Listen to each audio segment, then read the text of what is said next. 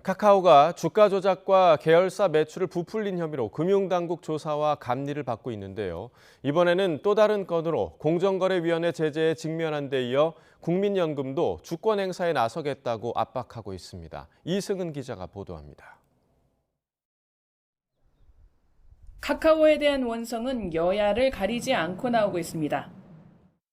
과도한 수수료, 콜 수수료를 대폭 낮추어서 신용카드 결제 수수료 정도 한 1% 정도를 좀 해줬으면 좋겠다. 가맹 점주들 같은 경우에는 수수료를 5%에서 11%를 내야 되는, 그걸 제시하면 숨이 턱 막힌다라는.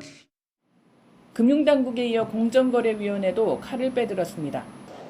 지난 2월 카카오티 블루 가맹택시 콜 몰아주기로 과징금 257억 원을 부과한 공정위는 경쟁사 가맹택시 콜 차단 혐의로 제재하겠다는 내용의 심사보고서를 보냈습니다.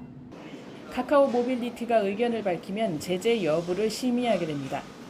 5.42% 지분을 가진 국민연금도 압박 메시지를 보냈습니다.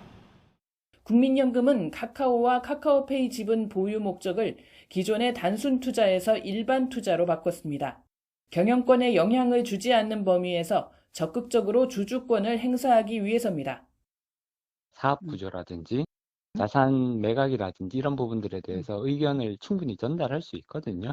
다른 기관 투자자들이 여기에 영향을 받을 가능성은 충분히 있거든요. 카카오의 이딴 무리는 독점력을 기반으로 우후죽순 계열사를 늘리고 개별적 경영을 통해 몸집을 키운 뒤 상장하는 외적 성장에 대한 집착이 원인이라는 시각이 많습니다. 카카오 국내 계열사는 6년 만에 2배 이상 늘어서 지난 5월 기준 147개입니다. 자산 총액 5조 이상 대기업 중 두 번째로 많고 비슷한 업종의 네이버보다 3배 정도 많습니다.